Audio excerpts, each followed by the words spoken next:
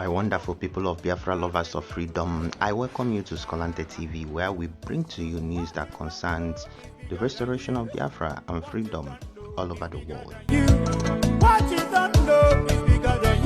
In this video, I will be bringing to you the part 2 of our Onyendu letter to the public, where he continues to make it clear and known to people all over the world the atrocities that are going on in his case.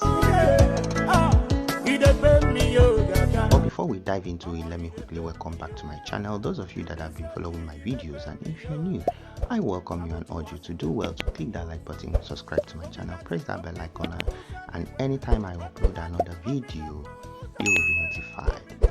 Other than that, let's go straight into it.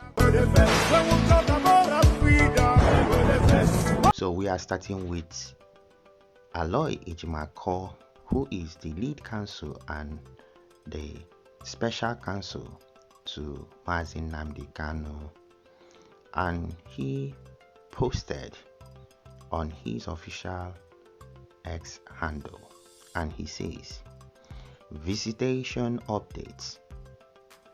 During our routine visitation today with Onyendu Mazi Nnamdi Kanu, he instructed the legal team to convey the following to the general public: that it would be foolish of him to yield to the gross illegality of the judiciary recused judge continuing to preside over his case when the Supreme Court of Nigeria stated unequivocally that the impartiality of the same judge is suspect. That rather than needlessly pontificating over the merits or otherwise of the chief judge reassigning this case to the same recused judge, people should ask why the authorities are persisting on the illegal path of assigning his case to a judge who was recused by a valid order. That's a question Onyendu is asking, that the public should ask the Nigeria Zugeria Authority. Why are they doing that? Why are they trying to go against their own law? So that is what Onyendu is actually asking the public to really ask these Janjaweed people. He continues, paragraph 3, and says, he stated that adherence to the rule of law requires that every government, department, or agency, including the office of the chief judge, must respect a valid court judgment. It is unlawful for the chief judge to insist or seek to overturn the decision of a properly constituted court of law.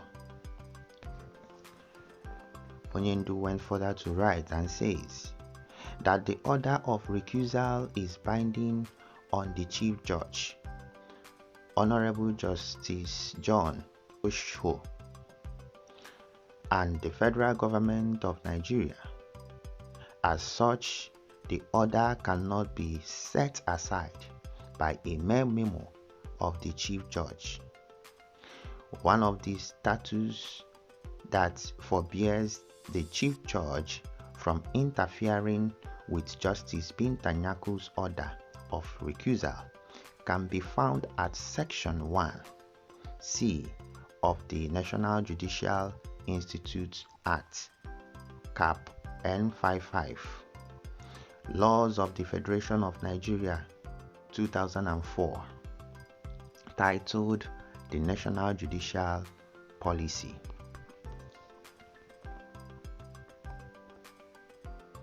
and it reads, "A judge must not take or attempt to take orders or instructions of any kind from anyone that may influence his decision in the performance of his judicial functions." Thus, the Chief Judge of the Federal High Court has no legal authority to interfere with the judicial decision of a fellow judge to recuse herself from his case. This brazen attempt to impose Justice Binta Nyako contrary to a subsisting court order and key statutory provisions does not comport with rule of law and therefore cannot stand. So this is a letter from our Ohamadike one of Biafra land. So my people, he wrote or he communicated this letter to the barrister Aloy Ejimako, and they put it together and now posted it for the public to know that something is wrong, that the public should start asking their government, why are they trying to disobey their own law? A nation that does not obey their rule of law, they are not, in fact, they are already in disarray, because without rule of law, you can't say that you are practicing democracy, right? So that is what he's putting to the public, that they should start asking their governments what is really going on. So this is the part 2 of the previous letter that he wrote, where he was telling the whole public what transpired and his position, that he would rather remain in that dungeon perpetually than to subject himself under a biased judge.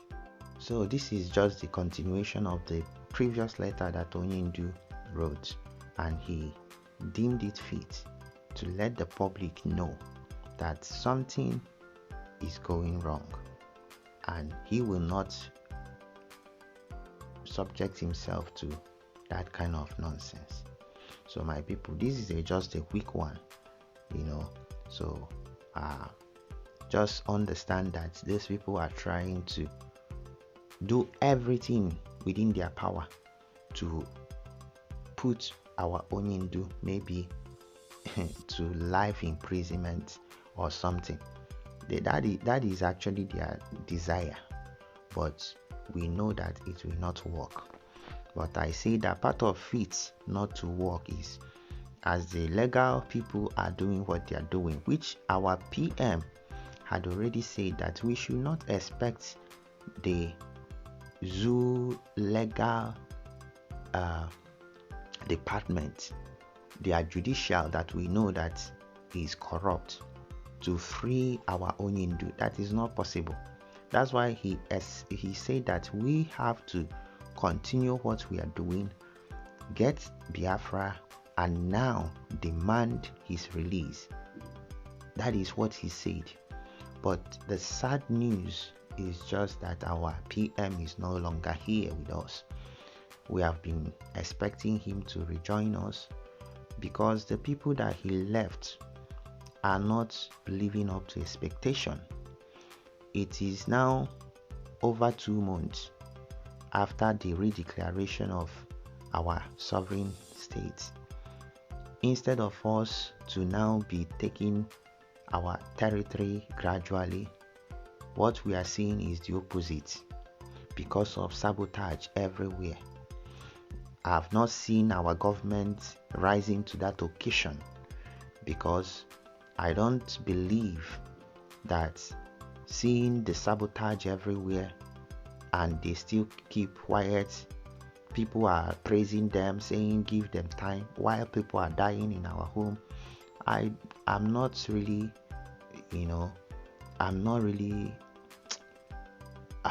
happy about that. So I think that the government should be able to do better. Okay, the USB government, led by Dr. Mrs. Ngozi Orabueze, I believe that she's a woman. She is supposed to be feeling these people that are defending us, and that our defense should be very sensitive, that not any kwekwe person should take over that defense. But what we are hearing is really devastating. If a saboteur is now the one that is handling the defense issues, or somebody is bringing back people that our PM had already sacked, I don't know whether that person is really doing a favor to Biafrans, or whether the person is destroying what our PM has built.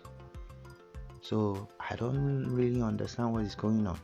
I'm still watching to understand, but so far that I'm hearing, the news that is coming from the land is not really pleasant at all. So this Biafran government should step up. We are supporting this government because the government is our government, but the government should show us that they are really capable to take that mantle from our PM, because so far it's not what we are expecting that we are seeing. And the worst thing is when people want to speak up, we hear that they are shunning people. They are trying to shut people's mouths, and the impunity continues. That is unacceptable. So, but let us keep watching.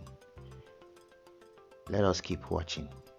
But if something is not done, I'm not sure that most of us will really continue to keep quiet. Okay, I'm not sure. We will always point out the wrong that government is doing. That is why we are Biafrans. We are not zoo where they don't allow the media to say something that is true, that their government does not want them to say. Now that I'm hearing, when you want to speak, they're telling you not to speak because you are going against the government. I ask, are we now different from the government of the Zugeria, the terrorist government that we are running from? We are now practicing the exact template that they have, the same thing that they are doing. When Obatobie was around, he never stopped any media personnel to say anything he's saying. The only thing he stops people to do is when people are attacking each other, forgetting the main goal. But when people point out things, he doesn't say that they should stop. Okay? But today I'm hearing that people are now telling somebody that is speaking out a concerning issue that should be looked into. You are telling the person not to say, not to talk, and the impunity continues. I don't think that most of us will accept that. Okay, so if we want to go and begin to do that bolochichi of a people, the Zugeria kind of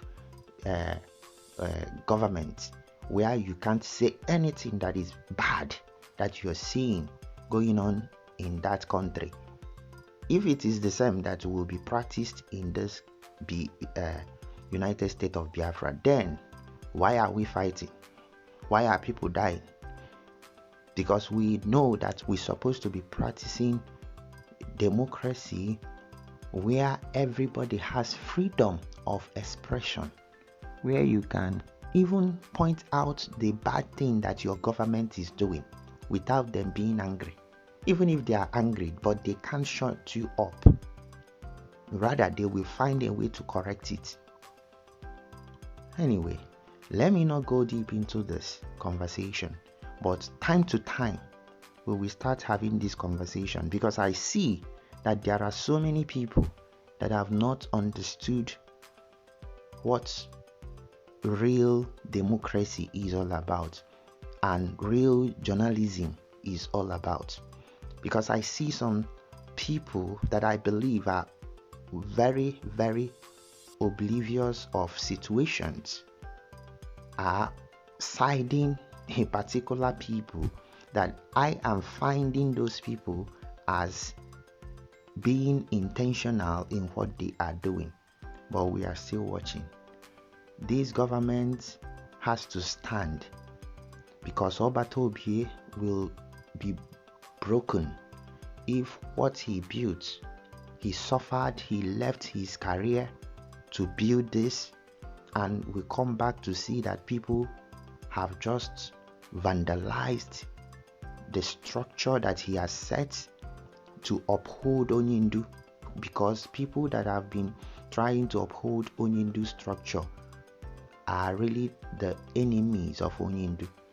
PM came to give that succor to Onyindu, but some people are trying to vandalize everything, to obliterate everything. But some people will be watchdogs that will always voice out, shout, so that Biafrans will know that some things ain't really right.